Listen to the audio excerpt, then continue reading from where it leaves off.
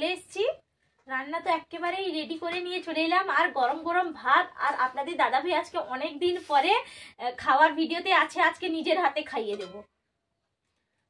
ভীষণ একটা সেন্ট একটা উঠছে, উফ কালার তো দেখেই যেন অসাধারণ লাগছে একবারে।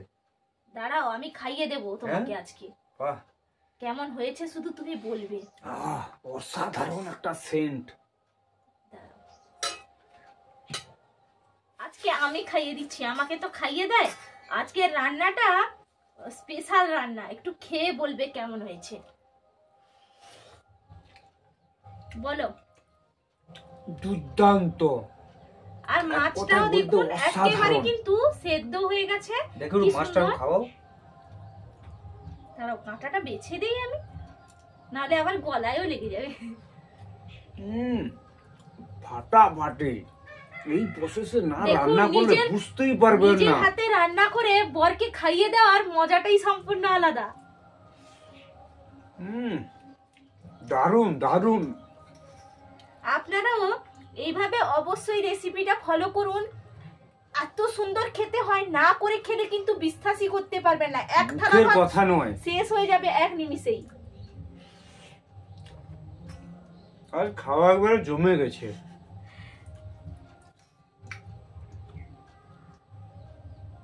আপনারা এইভাবে বানান আর বরকে নিজের হাতে রান্না করে খাওয়ান, একেবারে মজা হয়ে যাবে। বাড়ির সবাই অতিথি এলেও একটু রান্না করে দেবেন, চমকে যাবে। এত সুন্দর যে হয় রেসিপিটা, আপনারা নিজেরা না বানালে বিশ্বাসই করতে পারবেন না। আবার দাদা ভাই তাকিয়ে আছেন খাবারের দিকে যে কখন দেব মুখে তুলে। সবাই ভালো থাকবেন, সুস্থ থাকবেন। আবার পরের রেসিপিতে দেখা হবে। টাটা বন্ধুরা, শম্পা কিচেন উইথ ভিলেজ ফুডে আপনাদেরকে স্বাগত। প্রতিদিনের মতন আবারও চলে এসেছি। আপনারা যদি ফেসবুক পেজ থেকে দেখে থাকেন তাহলে ফেসবুক পেজটা ফলো করে রাখবেন, আর ইউটিউব চ্যানেল থেকে দেখে থাকলে ইউটিউব চ্যানেলটা আমার সাবস্ক্রাইব করে রাখবেন, আর পাশে থাকা বেল আইকনটা প্রেস করে রাখবেন সবার আগে, তাহলে নোটিফিকেশনটা পেয়ে যাবেন নিত্য নতুন রেসিপি পেতে হলে। আর আজকে রান্না করব অসম্ভব সুন্দর একটা রেসিপি রান্না করব। বাড়িতে থাকা মশলা দিয়ে যে এত সুন্দর রান্না হয় আপনারা না খেলে বুঝতেই পারবেন না। তার জন্য আপনারা দেখতে থাকুন আমি কিভাবে বানাই। আর এই জন্য আমি এখানে নিয়েছি আজকে, দেখুন আজকে কিন্তু রুই মাছ নিয়েছি। এই রিং পিসগুলোই লাগবে, আর সঙ্গে একটা লেজাও আছে। আর এরকম রিং পিস নিয়ে আসবেন। রুই মাছ দিয়েই কিন্তু ভালো হয়, অন্য কোনো মাছে এতটা ভালো হয় না। আর চলুন তাহলে। দেখুন কড়াইটা আমি চাপিয়ে দিয়েছি, এখনো কিন্তু আমি আঁচ জ্বালাইনি। কড়াইয়ের মধ্যে আমি দিয়ে দিচ্ছি তেল। আজকে ভাবছেন যে আঁচ দিলাম না তেল দিয়ে দিলাম, আর দেখতে থাকুন আজকে অসম্ভব সুন্দর একটা রেসিপি। আর অনেকটাই কিন্তু সরষের তেল লাগবে। দেখুন এখানে প্রায় 150 গ্রাম কাছাকাছি তেল আছে। এটা পুরো তেলেই রান্না হবে, একটুও জল পড়বে না এই রান্নাটাতে।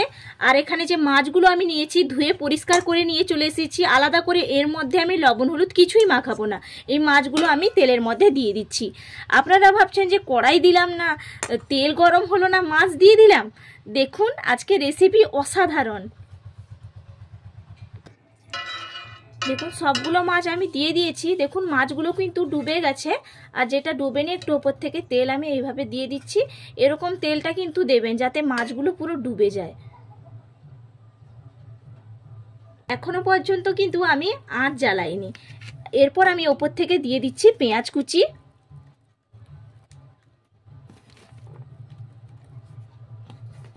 এখানে নিয়েছি গ্রেট করা আদা,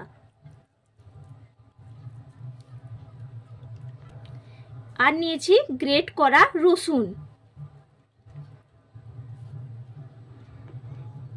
এরপর দিয়ে দেব কাঁচা লঙ্কা নিয়েছি, যে যেরকম ঝাল খাবেন।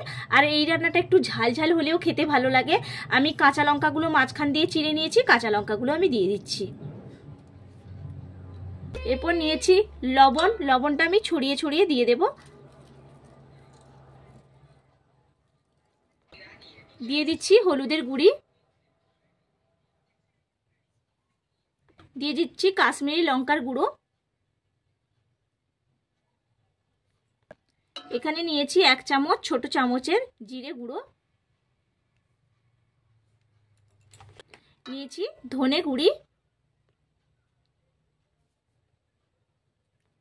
আর নিয়েছি টমেটো। এখানে আমি 2টো টমেটো মাঝারি সাইজের কেটে নিয়েছি, আর লম্বা লম্বা করে কিন্তু কাটতে হবে। এখনো পর্যন্ত কিন্তু আমি একটু রান্নার মধ্যে আঁচ ব্যবহার করিনি, সব কিছু সাজিয়ে নেব, তারপর আমি আঁচটা দেব। এরপর দিয়ে দিচ্ছি ওপর থেকে গোলমরিচ গুঁড়ি। আর এই রান্নাটা আমি বাড়িতে আগেও অনেকবার করেছি, এত সুন্দর খেতে টেস্ট হয়েছিল, এই জন্য ভাবলাম যে আপনাদের সঙ্গেও শেয়ার করা যাক। আমি এই সময় আঁচটা জ্বালিয়ে দিয়েছি। এরপর আমি একটা ঢাকা চাপা দিয়ে দেব। এখানে আমি একটা কাঁচের ঢাকনা নিয়েছি, আমি ঢাকা চাপা দিয়ে দিচ্ছি। প্রায় 5 মিনিট মতো ঢাকা চাপা দিয়ে আমি রেখে দিচ্ছি। দেখুন 5 মিনিট বাদে আমি ফিরে এলাম, আর আঁচ কিন্তু আমি মিডিয়াম রেখেছিলাম। দেখুন কি সুন্দর হয়েছে, আর কালারটাও দেখুন কতটা সুন্দর এসেছে। আর দেখুন মাছগুলো একেবারে মজে গেছে, সেদ্ধ কিন্তু হয়ে গেছে মাছগুলো। দেখুন গরম আছে, তবু আমি আঙুল দিয়ে একটু চেক করে নিচ্ছি। দেখুন কি সুন্দর হয়ে গেছে, পুরো একেবারে ভাপে সেদ্ধ হয়ে গেছে। আলাদা করে কিন্তু একটুও জল আমি ব্যবহার করিনি। আর এই নামানোর আগে আমি দিয়ে দিচ্ছি ধনেপাতা কুচি, আরও তাহলে খেতে টেস্ট লাগবে। দেখুন ধনেপাতা কুচিটা তো দিলাম, তার এই জন্য আবারও একটু আমি ঢাকা চাপা দিয়ে 1 মিনিট মতো রেখে দিচ্ছি। একদম কিন্তু আঁচ আমি কমিয়ে দেব, কারণ হালকা আঁচে এটা করতে হবে, বেশি আঁচ দিলে পুড়ে যাবে, খেতে আর ভালো লাগবে না। দেখুন ঢাকা চাপাটা আমি খুলে নিচ্ছি। দেখুন ধনেপাতা কুচিটাও একেবারে মজে গেছে, আর কালারটাও কিন্তু অসম্ভব সুন্দর চলে এসছে। আমি নামিয়ে নিচ্ছি, গরম গরম ভাতের সঙ্গে পরিবেশন করব।